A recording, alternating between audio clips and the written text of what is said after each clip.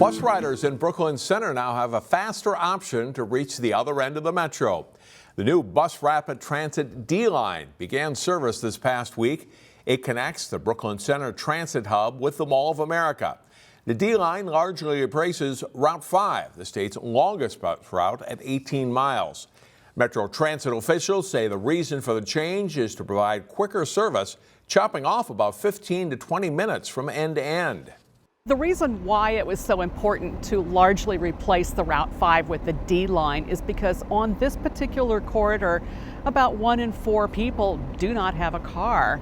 And as the state's longest and one of our busiest bus routes, it just made sense.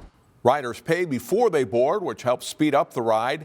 The D-Line is part of a continued expansion of bus rapid transit service.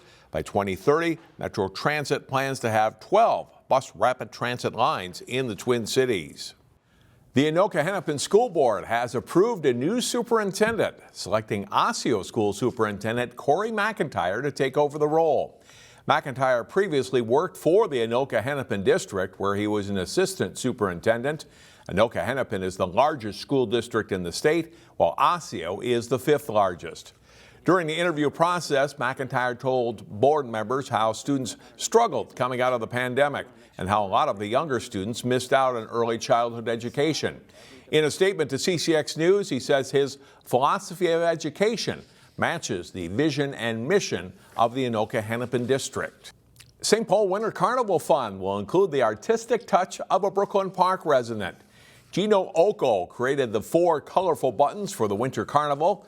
According to officials, he's the first person of color to design the buttons in the carnival's 137-year history. The Brooklyn Park artist says he's honored to participate in the Winter Festival. Everywhere I go is diverse, at least in my world, so it's very diverse and stuff. So, coming from Brooklyn Park, I'm used to it. So I painted what I see all the time.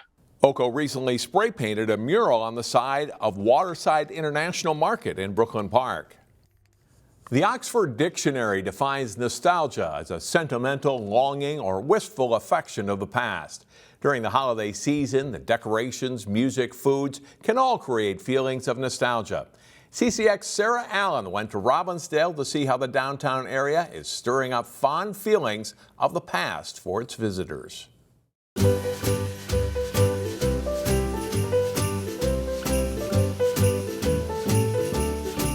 We sell things that have stood the test of time. This time of year, Robbinsdale's small town feel is heightened by Christmas spirit. The goal was nostalgia. It is reminiscent of when I was younger. My dad would take me to a hardware store and we'd buy Christmas gifts there, Yeah, I do like to think back to those times.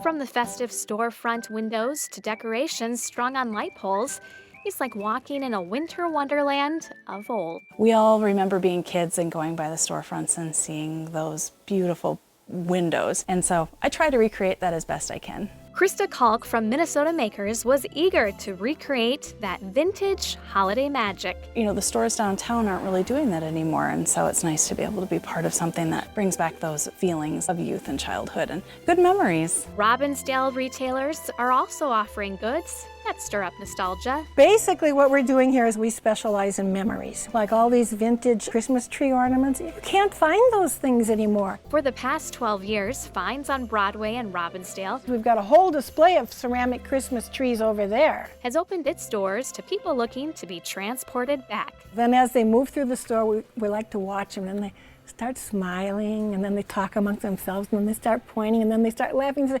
"Oh, look, that's what Grandma Jones used to have. Mom used to bring that out every Christmas. And look at, there's Aunt Mary's special dishes." By the time they leave here, they're thanking us. The nostalgia of Christmas music is also something that people seek out this time of year.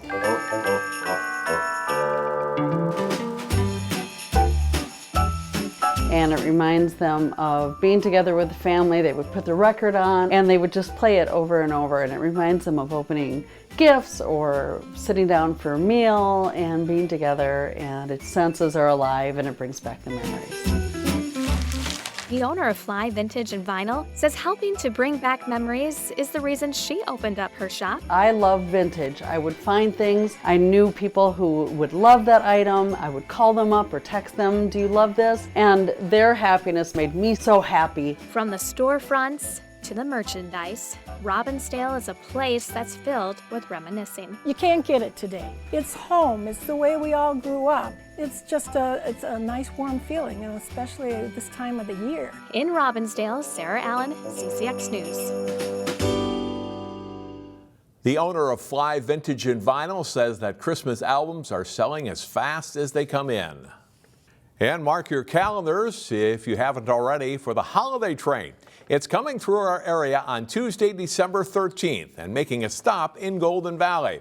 Canadian Pacific's holiday train stops in more than 24 Minnesota towns on its annual ride through the northern U.S. At each stop, there's a musical performance and a check given to a local food bank. This year, the train will be stopping by in Golden Valley at 4:45 p.m. on Tuesday. They will stop at the railway crossing on Golden Hills Drive.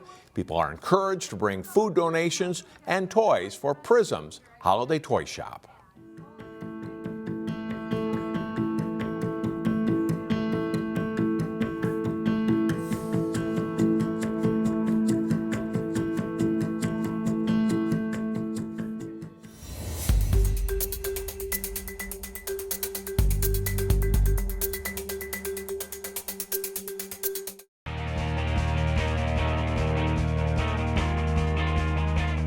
The second-ranked Wayzata boys hockey team hosted another top 10 team earlier this week.